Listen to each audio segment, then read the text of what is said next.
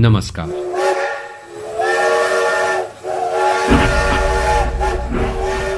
चाइनाको छुकछुके rail नेपालको दैलोमा। तर यो रेल सेवा जुन दिन नेपालसम्म पुग्छ त्यही दिनबाट नेपालको विकासले तीव्रता लिने कुरामा दुई मत छैन। कारण एक, चिनिया पर्यटकहरूसँगै त्यहाँको उत्पादन सजिलै नेपाल भित्रिन्छ, जसको बजार नेपाल मात्र नभएर भारतको बिहार पनि हुनेछ भने त्यसको फाइदा चाइनालाई मात्र होइन नेपाललाई पनि त्यति नै हुने पक्का छ। कारण दुई, रेलमार्गसँगै मोटर बाटोको पनि निर्माणले गति लिन्छ, जुन नेपालको लागि 100% फाइदा नै हो। कारण तीन, जसै रेलले काठमाडौँ छुन्छ लगतै यो विस्तार हुँदै पश्चिम नेपाल र लुम्बिनीसम्म फैलन्छ, जसको फाइदा फेरि पनि नेपालकै हितमा देखिन्छ। कारण चार, जब चाइनाले नेपालमा रेल सेवा विस्तार गर्दै जान्छ उसलाई एनर्जी अर्थात् हाइड्रो पावरको आवश्यकता पर्दछ। सोही बेला चाइना आफै नेपालको हाइड्रो पावरमा लगानी गर्न वा नेपालले उत्पादन गरेको पावरको खपत गर्नेछ, जसको फाइदा 100% नेपाललाई नै हुने देखिन्छ। त्यसैका लागि पनि भारतले केही समय अघि नेपालको खोला नालाबाट उत्पादन भएको बिजुली बत्तीमा भारतको 51% भन्दा बढी लगानी हुनुपर्ने भनेर नयाँ नीति बनाएको छ। यदि नेपालको कुनै आयोजनामा भारतको लगानी छैन भने सो बत्ती भारतले खरिद नगर्ने भनेर पनि एक प्रकारको सिन्डिकेट लगाउन खोज्दैछ भारत, जुन दीर्घकालीन रूपमा नेपालको लागि घाटाको व्यापार हो। कारण 5, जसै नेपालभर रेल र मोटर बाटो बन्नेछ त्यही बेला नेपालका हरेक उत्पादनले अन्तर्राष्ट्रिय बजार पाउनेछ, जसको फाइदा नेपाललाई नै हुने पक्का छ। कारण 6, जसै नेपालका हिमाली भेगदेखि तराईका बाटोहरू रेल र मोटर बाटोले छुन्छ, भारतको बिहारको 80% भन्दा बढी बजार चाइनाले लिनेछ, जसको प्रत्यक्ष घाटा भने भारतलाई पर्ने देखिन्छ र यसको फाइदा भने नेपाललाई नै हुने देखिन्छ। कारण 7, नेपाल र भारतको खुला सिमाना भएका कारण चिनियाहरूले आफ्नो उत्पादनको बजार नेपाल छिराएर भारतसँग व्यापार गर्ने यो भन्दा राम्रो उपाय अर्को नहोला। यसमा पनि चाइना र नेपाल दुवैलाई राम्रो फाइदा हुने देखिन्छ। मतलब चिनिया बजार नेपालको लागि अर्को मुख्य थलो बन्नेछ। यो रेल सेवा विस्तार विरोध किन गर्यो भारतले?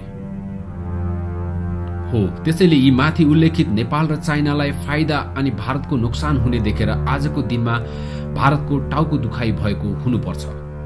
यही विकासको तीव्रता रोक्न होस् या नेपाललाई आफ्नो अधीनमा राखेर चाइनाको यो बजार विस्तारलाई रोक्न प्रयास गरेको देखिन्छ भारतले। जसै नेपालले आर्थिक क्रान्तिमा आफूलाई सबल बनाउँछ त्यसको प्रत्यक्ष असर नेपालको सिमानामा रहेका बिहारलाई पनि पर्ने देखिन्छ, जुन भारतलाई आफैका लागि आफ्नैबाट खतरा हुन सक्छ। चाइनाको रेलमार्गबाट चिनिया सैनिकले भारत घेर्ने भन्दा पनि छिमेकी देशले गरेको प्रगतिको असर भारतको केही प्रान्तमा पर्ने देखिन्छ, जुन भारत आफैलाई आफ्नैबाट खतरा हुन सक्छ। होइन भने चाइनाको रेल नेपाल आउँदा भारतलाई किन टाउको दुखाइ? चाइनाले नेपाल जोड्नको लागि रेल सेवा विस्तार गर्ने योजना बनाएको दिनदेखि भारतीय मीडियाकर्मी र केही भारतीय विश्लेषकहरूको ट्रेन सीधे चीन से तिब्बत और तिब्बत से नेपाल होते हुए सीधे बिहार से लगी हिंदुस्तान की सरहद तक आ जाएगी। त्यसो त आजको दिनमा संसारमा सबैभन्दा लामो दूरीको रेल सेवा निर्माण गरेको चाइना आजको दिनसम्म आइपुग्दा 20,000 किलोमिटर भन्दा बढी बुलेट ट्रेन सञ्चालन गरेको चाइनाले आगामी 15 वर्षभित्र 45,000 किलोमिटर द्रुत गतिका रेल सेवा सञ्चालन गर्ने तयारीका साथ अघि बढिरहेको छ भने पक्का पनि चाइना रेल सेवाले नेपालको हिमाल पहाड तराई पनि छिचोल्नेछ, जुन आम नेपालीहरूको मुहार फेर्न विकासको ठूलो ढोका हुनेछ। जति बेला 1962 मा चाइनाले भारत आक्रमण गर्यो त्यो बेलादेखि कब्जा गरिएको भारतको 100 किलोमिटर भूमिको विवादमा आजसम्म पनि टुङ्गिएको छैन। भनिन्छ अगुल्टोले हानेको कुकुर बिजुली देख्दा तर्सिन्छ।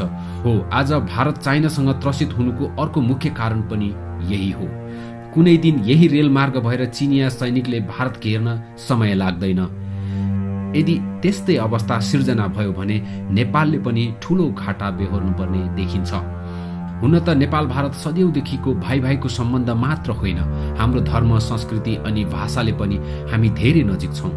तर भारत नेपाल भन्दा निकै ठूलो छ, जसको रवाब भारतीयहरू नेपाल एउटा सानो देश भनेर आफ्नो इशारामा नचाउन खोज्छन्, जुन आजको 21औं शताब्दीमा असम्भव छ। चाइनाले यो रेल सेवा तिब्बत हुँदै नेपाल छिराउने अनि बिहारलाई जोड्ने कुरा लिएर भारत त्रसित भएको हो। चाइनाले जहाँ सडक छ त्यहाँ रेल सेवा पनि विस्तार गर्दै जाने योजना अनुरूप अब चाइनाको रेल नेपाल आउने त भयो नै, सँगै सडक बाटो पनि बन्ने भयो भनेर झन बढी त्रसित छ भारतीय। हालको नेपालको विकासक्रमलाई हेर्ने हो भने चाइनाले नेपालका लागि पहिले भन्दा धेरै बढी सहयोग गरिरहेको छ र विकास निर्माणको कामलाई पनि तीव्रता दिइरहेको छ। हो, यसैमा भारतको टाउको दुखाइ सुरु भएको हो। एक त भारत नेपाललाई अंग्रेज जस्तै गरी शासन गर्न चाहन्छ भने अर्कोतिर चाइना र नेपाल सम्बन्ध बीच सधैँ तगारो बन्दै आएको देखिन्छ। जति बेला भूकम्पले थलो परेका नेपालीमाथि भारतले एकतर्फी नाकाबन्दी गरेर देश र जनताको दैनिक जीवन अझ कष्टकर बनाएको दिनहरू नेपालीहरूको मनमा आज पनि खिल बनेर बसेको छ, जुन कुरा भारत अझै पनि सामान्य रूपमा लिने गर्दछ। नेपालको हरेक विदेश नीतिदेखि अन्तर्राष्ट्रिय सन्धि सम्झौता गर्न जब नेपाल अघि बढेको हुन्छ त्यही बेला भारतले नेपालमाथि आफ्नो अधिकार जमाउन अनेकौं रणनीति अघि सार्ने गर्दछ। यदि कुनै निर्णयले नेपालको भलो हुनेछ भने जुन सरकारले त्यस्ता प्रस्ताव अघि सार्छन् त्यही सरकारको कुर्सी तान्ने खेलमा भारत सधैँ अघि भएको देखिन्छ। नेपालको खोला होस् या अन्य विदेशी सम्झौताहरू हरेक पल्ट भारत नेपाल विरुद्ध उभिएको छ। जति बेला भूकम्पले नेपाली जनताको घर ढले, लाखौं मानिस घरबार विहीन भए, हजारौं मानिसको ज्यान गयो, नेपाल तङ्ग्रिँदै गर्दा भारतले नेपालको संविधानको न्यूमा एकतर्फी नाकाबन्दी लाएर कष्टकर जीवनमाथि अझ कष्टकर थपिदियो। सो बेला नेपालको विकल्पको रूपमा अर्को छिमेकी राष्ट्र चाइना थियो, जो हर पल सहयोग गर्न अघि सरिरह्यो र त्यसमा पनि भारत नेपाल सामु सधैँ रुष्ट हुँदै आएको छ। हो, त्यही बेला थियो जति बेला तत्कालीन केपी ओली सरकारले इन्धन र सामुद्रिक व्यापारका लागि चाइनासँग सम्झौता गरे, लगतै नेपाल र चाइना जोड्ने रेलमार्ग निर्माणका लागि चाइना आफै कसिएर आउँदा भारत त्यसको विरोधमा उत्रिएको हो।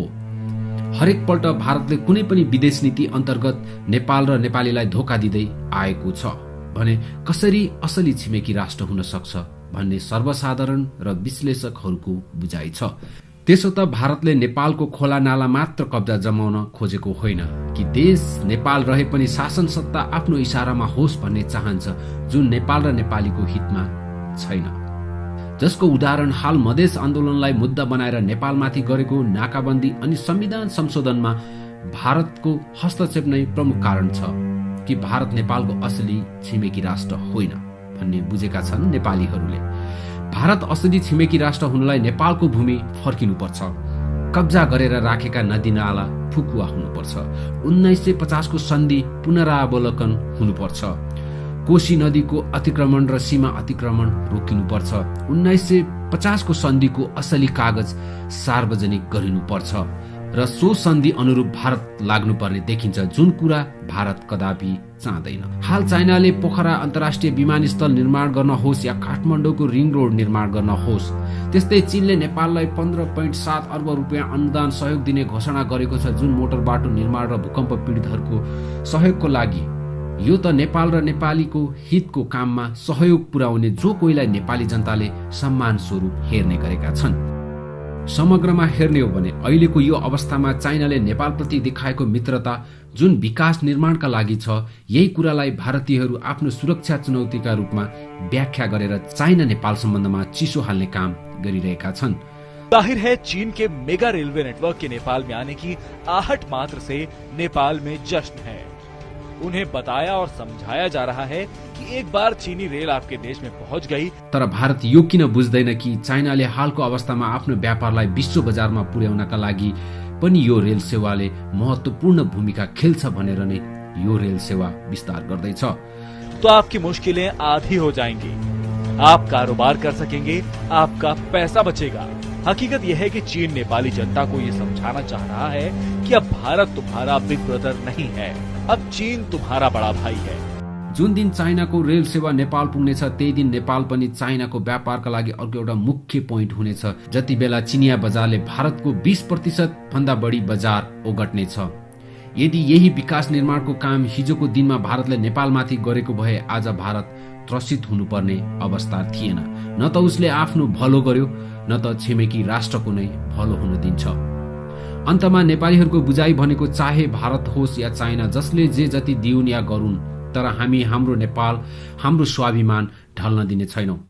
21औं शताब्दीको आर्थिक क्रान्तिमा नेपालले चाइना र भारत बीच रहेर ठूलो आर्थिक लाभ लिने र सबल राष्ट्र हुन सक्ने संकेत हो यो। त्यसैले हाल सम्पूर्ण नेपालीहरूको पर्खाइ नै चाइनाको छुकछुके रेल नेपालमा भएको छ। हाम्रो उद्देश्य भनेको नेपाल र नेपालीको आफ्नो पहिचान सहित विश्व सामु सबल राष्ट्र होस्। आर्थिक क्रान्तिमा नेपाल पनि विकसित राष्ट्रहरू जस्तै सबल होस् भन्ने हो। कृपया तपाईं आफ्नो विचार हाम्रो तलको कमेन्ट बक्समा राख्न सक्नुहुन्छ।